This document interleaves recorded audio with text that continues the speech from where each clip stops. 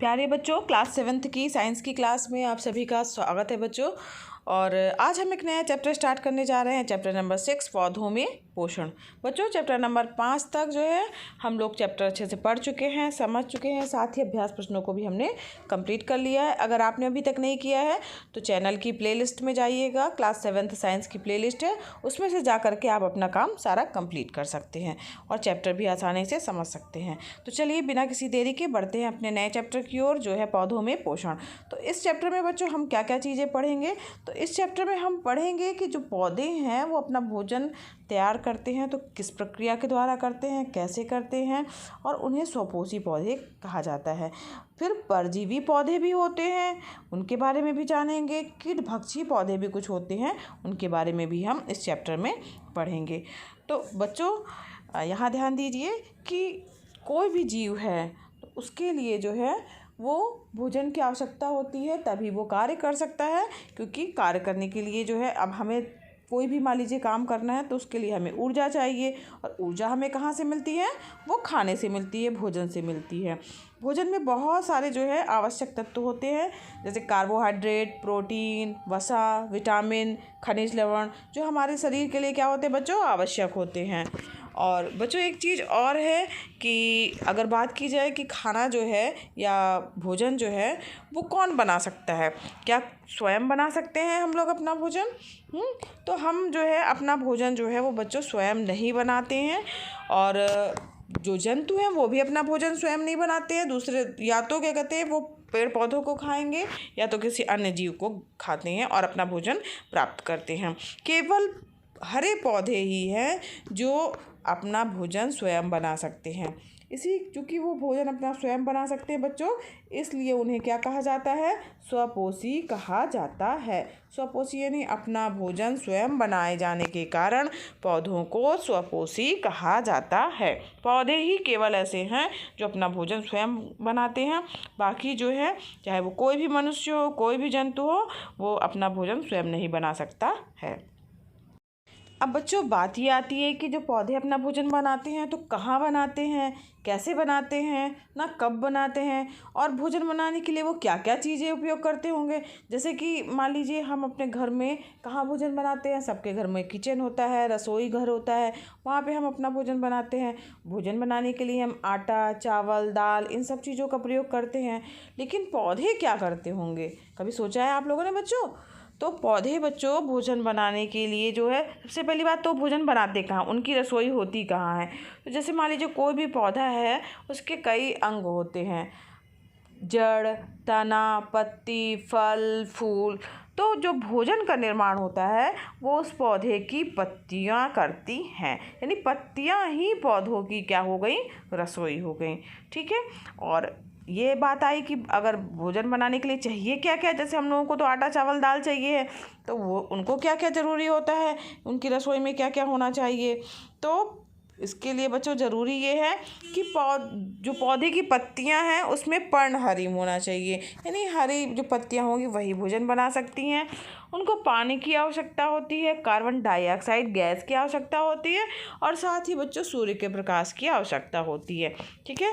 तो ये सब चीज़ों के जब उपस्थित रहेंगे तभी पत्तियां अपना भोजन बना सकती हैं। जो बच्चों पत्तियां होती हैं उसमें पर्णहरिम नामक जो है एक वर्णक पाया जाता है, जो क्या करता है? सूर्य के प्रकाश को ग्रहण करने का काम करता है। ठीक है। पर्णहरिम जो होता है वो सूर्य के प्रकाश को ग्रहण करता है, और उसी की उपस्थिति के कारण, किसकी उपस्थिति के कारण बच्चों? पर्णहरिम की उपस्थिति के कारण ही पत्तियां हरी दिखाई देती हैं। कभी कभी पूछा जाता है कि पत्तियां हरी ही क्यों होती हैं? क्योंकि उनमें पर्णहरिम उपस्थित होता है, इसलिए पत्तियां क्या होती हैं? हरी होती हैं। ठीक है। अब यहाँ तक सूर्य का प्रकाश तो उनको मिल गया, अब पानी चाहिए, तो पानी कहाँ से मिलेगा? हम पत्तियों में तो डायरेक्ट पानी डालते नहीं हैं, तो वो क्या होता है? वो जड़ों के माध्यम से जो है लेते हुए मिट्टी से अवशोषित करती हैं और पत्तियों तक जो है वो पानी पहुँच जाता है। तो इस प्रकार से पत्तियों में पानी भी उपलब्ध हो गया, और कार्बन डाइऑक्साइड जो चाहिए गैस वो वायुमंडल से प्राप्त हो जाती है, और वो गैस जो है, जो पत्ती में छोटे छोटे से पर्णरंध्र होते हैं। ठीक है। छोटे छोटे, कभी आप पत्तियों को बच्चों पलट के देखिएगा, उसमें नन्हे नन्हे से रंध्र टाइप के जो है, छिद्र छिद्र टाइप के दिखेंगे, तो उसके माध्यम से ही वायुमंडल की जो कार्बन डाइऑक्साइड गैस है वो पत्तियों के अंदर तक पहुँच जाती है। तो यहाँ पर देखिए चित्र आपको दिखाई दे रहा होगा बच्चों। ये चित्र जो है उसमें हरी पत्तियों में प्रकाश संश्लेषण की क्रिया बताई गई है। ये जो पौधे जो है अपना भोजन बनाते हैं बच्चों, उसको क्या कहा जाता है? प्रकाश संश्लेषण की क्रिया कहा जाता है।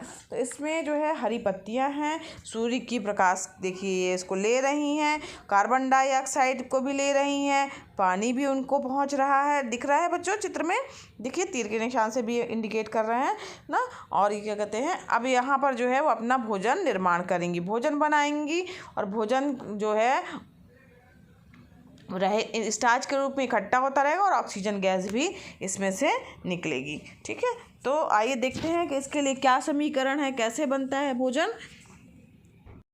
तो बच्चों जब सूर्य का प्रकाश जो है इन पत्तियों पर पड़ता है, तो पत्तियों में जो उपस्थित पर्णहरिम होता है वो जो सूर्य के प्रकाश की रश्मियाँ हैं या किरणें हैं उनको अवशोषित कर लेता है। जल उनके पास में पहुंच जाता है जड़ों के माध्यम से, और कार्बन डाइऑक्साइड जो है वो भी मिल जाती है, और ये सब आपस में मिलकर के क्या बनाते हैं? ग्लूकोज या भोजन का निर्माण करते हैं। साथ ही बच्चों ग्लूकोज तो बनता ही बनता है, साथ ही बहुत ही इम्पॉर्टेंट चीज़ निकलती है जो है कि ऑक्सीजन गैस, जिसे प्राणदायिनी ऑक्सीजन गैस कहा जाता है।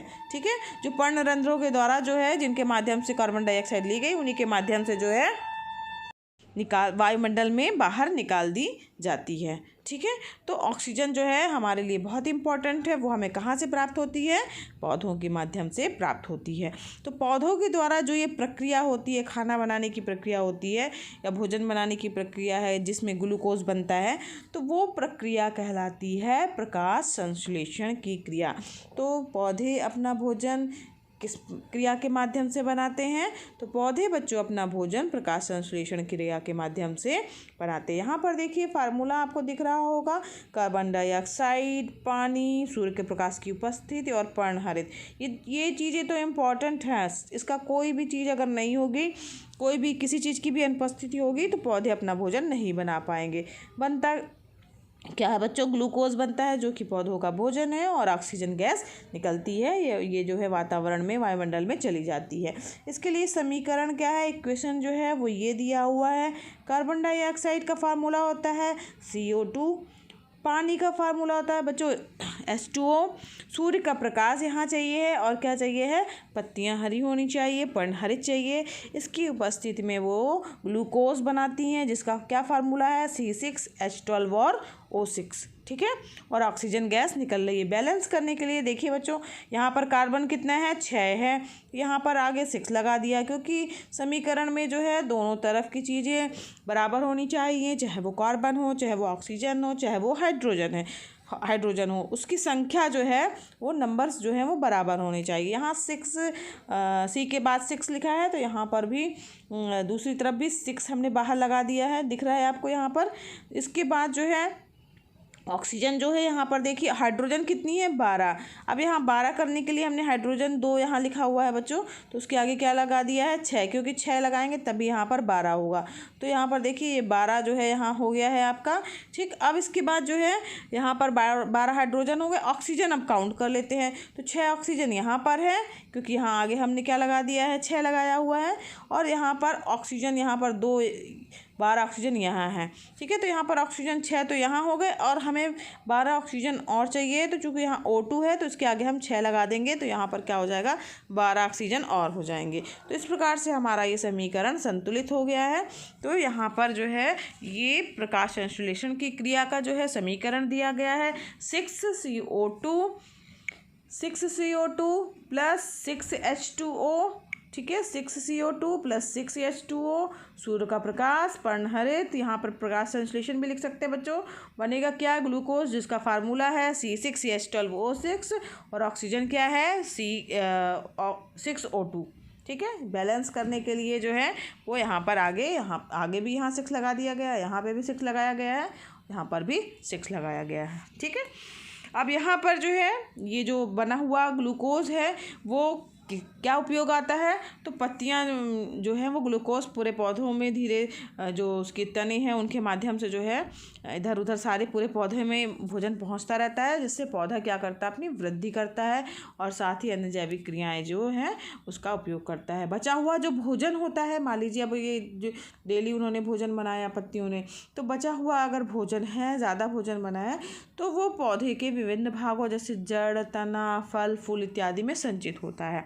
उदाहरण के लिए अगर हम बात करें कि जैसे अगर मान लीजिए अगर हम बात करते हैं आलू की, तो आलू के पौधे में कहाँ पे इकट्ठा होगा भोजन, तने में, ठीक है, इसलिए आलू मोटा दिखाई देता है ना। मूली अगर है तो वो उसकी जड़ों में इकट्ठा होगा, गोभी है तो उसके फूल में इकट्ठा हो जाएगा अगर ज़्यादा भोजन है, ग्लूकोज ज़्यादा है। पालक की पत्तियों में, टमाटर में, भिंडी में, मिर्च में आदि के जो है फल हैं तो उसी में भोजन संचित हो जाता है, ठीक है। तो इस प्रकार से जो है वो प्रकाश संश्लेषण की क्रिया के माध्यम से पौधे अपना भोजन बनाते हैं। कुछ और भी जाने, इसमें इम्पॉर्टेंट बात दी हुई है बच्चों कि पृथ्वी पर जो है ऊर्जा कहाँ से मिलती है, हमें पृथ्वी को ऊर्जा कहाँ से मिलती है, तो केवल एकमात्र सोर्स क्या है, सूर्य, ठीक है। सूर्य के माध्यम से पृथ्वी में हर जगह ऊर्जा मिलती है। ऊर्जा का एकमात्र भंडार क्या है, सूर्य है। और पौधों की पत्तियों में उपस्थित पर्णहरिम इस सौर ऊर्जा को जो है रासायनिक ऊर्जा में बदलता है, जिससे भोजन का निर्माण होता है। सौर ऊर्जा को किस में बदल रहा है बच्चों, रासायनिक ऊर्जा में, ठीक है। और यह भोजन ही पृथ्वी के समस्त प्राणियों की ऊर्जा का स्रोत है, क्योंकि सभी जीव जंतु प्रत्यक्ष या परोक्ष रूप से अपना भोजन पौधों से ही प्राप्त करते हैं। अगर मान लीजिए कुछ जंतु हैं जो केवल दूसरे जंतुओं को खाते हैं ना, जैसे मान लीजिए शाकाहारी जंतुओं को मांसाहारी जंतु जो है वो शाकाहारी जंतुओं को मान लीजिए खा रहे हैं, तो जो शाकाहारी जंतु वो अपना भोजन कहाँ से प्राप्त करेंगे, वो पेड़ पौधों से ही तो प्राप्त करते हैं, घास खाते हैं या पौधों के माध्यम से जो दूसरी चीज़ें खाते हैं। तो इसका मतलब क्या हुआ कि प्रत्यक्ष या परोक्ष रूप से जीव जंतु, सभी जीव जंतु, चाहे वो मनुष्य हो चाहे वो कोई भी जानवर हो, वो सभी अपना भोजन जो है वो पौधों से ही प्राप्त करते हैं। अतः हरे पौधे ही पृथ्वी पर एकमात्र क्या हैं, उत्पादक हैं या निर्माण करने वाले हैं या अपना भोजन स्वयं बनाने वाले हैं। जबकि उत्पादक मतलब होता है कि उत्पादन कर रहे हैं, ठीक है। और जो अन्य सभी जीव हैं, चाहे वो जीव जंतु हों चाहे वो मनुष्य हो, वो सभी क्या हैं, उपभोक्ता की श्रेणी में आते हैं। और पूरे का सोर्स, पूरे का मेन भंडार क्या है, सूर्य है ना। तो सूर्य जो है मेन भंडार है पृथ्वी का, और पौधे जो हैं एकमात्र उत्पादक हैं, ठीक है। उन्हीं के माध्यम से जो है वो हम सभी को भोजन प्राप्त होता है। तो इस प्रकार से बच्चों आज हमने प्रकाश संश्लेषण की क्रिया को जाना। आज हमने जाना कि पौधे अपना भोजन किस तरीके से बनाते हैं, कहाँ बनाते हैं, और उनको भोजन बनाने के लिए कौन कौन से पदार्थों की आवश्यकता होती है, ठीक है। तो आपको बच्चों समझ में आ गया होगा आज की वीडियो क्लास में बच्चों, बस इतना ही। इसके आगे का हम नेक्स्ट वीडियो क्लास में पढ़ेंगे। और बच्चों अगर पढ़ाना पसंद आ रहा हो तो वीडियो को ज़रूर लाइक कीजिएगा। चैनल पर नए हैं बच्चों तो चैनल को सब्सक्राइब कीजिए। साथ ही बच्चों ये वीडियो क्लासेस एकदम फ्री हैं, तो आप भी इसका लाभ लीजिए, अपने फ्रेंड्स को भी शेयर कीजिए ताकि वो भी इसका लाभ ले सकें। और साथ ही बच्चों बेल आइकन भी प्रेस करना मत भूलिएगा, वरना नए वीडियो का नोटिफिकेशन आपको सबसे पहले नहीं मिल पाएगा। तो बेल आइकन प्रेस कर देंगे तो वीडियो का नोटिफिकेशन आपको जाएगा और आप अपना वीडियो देख लीजिएगा। धन्यवाद बच्चों, मिलते हैं नेक्स्ट वीडियो क्लास में।